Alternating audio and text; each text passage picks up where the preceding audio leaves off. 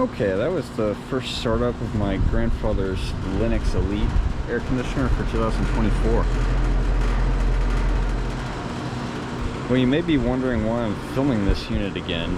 We're actually going to be starting to rent this house out soon, so I just wanted to get one last startup shutdown of it, because I don't think I'll be able to anymore in the future.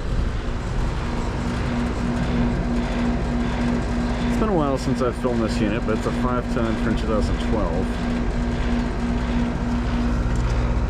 And the suction line is still warm.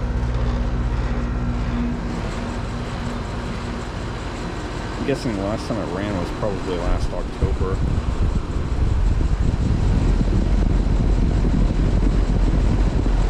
You can see the compressor blanket is pretty torn up.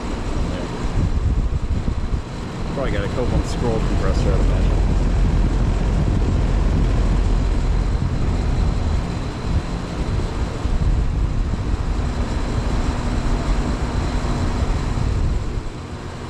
Yeah, the thermostat was actually set at 85. I'm not sure why it was set so high.